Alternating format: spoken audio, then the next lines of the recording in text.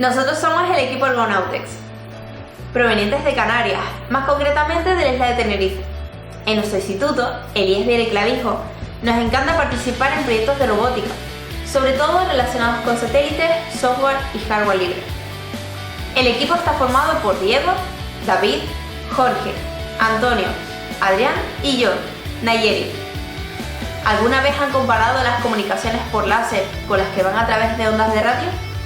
Bien, las primeras están en auge debido a su eficiencia, pues pueden enviar una gran cantidad de datos en el mismo espacio de tiempo. Además, quedan empaquetadas en ondas mucho más estrechas que las de radio. Sin embargo, se presenta un problema, y es la turbulencia atmosférica. Esta afecta en mayor medida a las comunicaciones ópticas. Por ende, nuestro experimento, denominado METACO, medición de turbulencia atmosférica para las comunicaciones ópticas, lo que hace es calcular dicho coeficiente desde los 0 hasta los 35 kilómetros de altura, de tal forma que pueda ayudar al fomento de estos sistemas de comunicaciones ópticas. El objetivo de nuestra misión es poder hacer este sistema lo más económico y viable posible. El primer vuelo es un demostrador, es decir, ver que es capaz y posible de hacerlo. Además, para hacer un estudio concreto de un área, deberíamos hacer decenas de vuelos. Tras los datos obtenidos por los distintos sensores que se encuentran dentro del satélite, haré dos cosas con ellos. La primera, a mostrar la presión y temperatura en Kelvin y milibares respectivamente en una gráfica en función de la altura en la que se encuentra el satélite, tanto en el ascenso como en el descenso, y a través de una fórmula de un físico ruso que publicó en 1934 una teoría sobre turbulencia, podremos calcular el índice de refracción estructural de la atmósfera a distintas alturas, todo en función de la presión y temperatura. Lo primero que haremos es comparar las dos primeras fórmulas.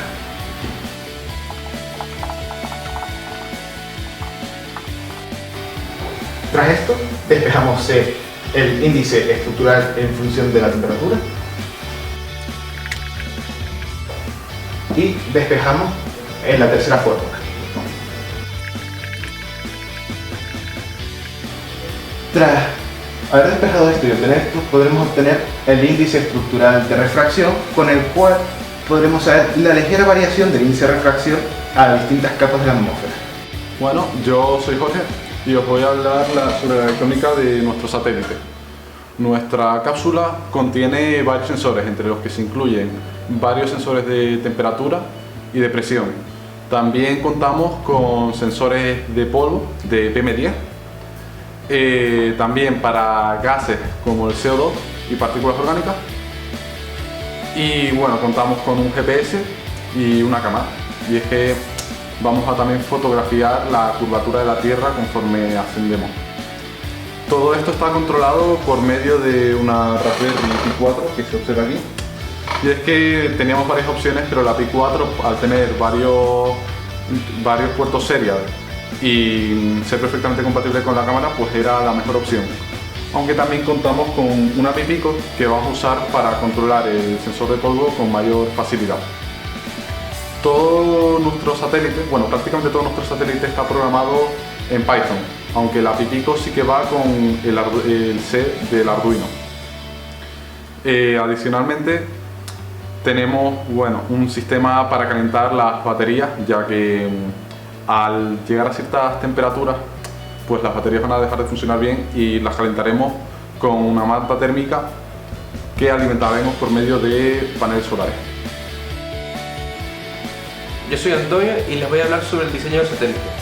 Hemos diseñado nuestro satélite para que sea lo más ligero posible, pero que aguante las extremas condiciones a las que se verá sometido. Inicialmente lo íbamos a hacer de material impreso en 3D, PDG, pero tras una serie de pruebas de resistencia encontramos que el material no era lo suficientemente resistente, por lo cual optamos por otro material. El diseño final del satélite está compuesto por 4 capas de distintos materiales. La primera de ellas sigue estando hecha en PETG, pero ya no está sola, es decir, ahora encima de ella hay una capa de PVC espumado, la cual añade de resistencia y asegura que cuando en el impacto o cualquier fuerza que se vea sometida no se va a romper. En esta capa va a ir la Raspberry, el BM280, la cámara, las baterías y el sensor de polvo.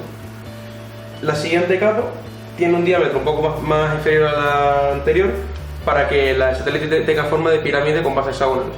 De esta manera, esto combinado con el centro de masa abajo del satélite asegura que en la caída se mantendrá estable. La última capa se encarga de albergar la barra de fibra de carbono que separa dos sensores de temperatura de alta precisión 1 metro. La fórmula mencionada anteriormente requiere dos medidas de temperatura separadas a una distancia R y para simplificar los cálculos, esta distancia hemos decidido que fuese de 1 metro. Además, en esta capa hay 4 enganches para paracaídas, combinados con 4 enganches en la primera y segunda capa, van a hacer que el satélite no tenga problemas de que se rompa mientras está volando. Todas las capas están sujetadas entre ellas mediante 6 barras de fibra de carbono que van a asegurar que el satélite tenga una estructura sólida. Además, tenemos 6 láminas de poliéster recubriendo todo el satélite que, combinado con la malla térmica, van a asegurar que los componentes no se congelen y puedan funcionar bien durante toda la misión. Las telecomunicaciones de nuestros satélites se basan en el protocolo LoRa, que nos permite alcanzar grandes distancias con un bajo consumo de energía. El satélite está equipado con un transmisor de radiofrecuencia LoRa de largo alcance, a 433 MHz, con un chip SX1231 que puede alcanzar distancias de hasta 30 km.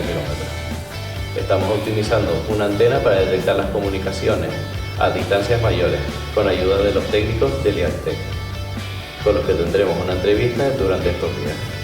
Este equipo de ingenieros ha lanzado el primer microsatélite canario a la órbita baja.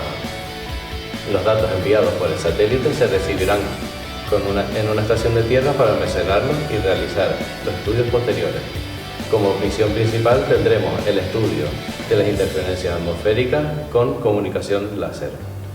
Y como misiones secundarias haremos el muestreo de la cantidad de partículas PM10 en altura, geoposicionaremos el satélite en Google Maps usando los datos del GPS y de la API de Google, estudiaremos el comportamiento de las baterías con las temperaturas y haremos fotos con la cámara de 12 megapíxeles que incorpora el experimento.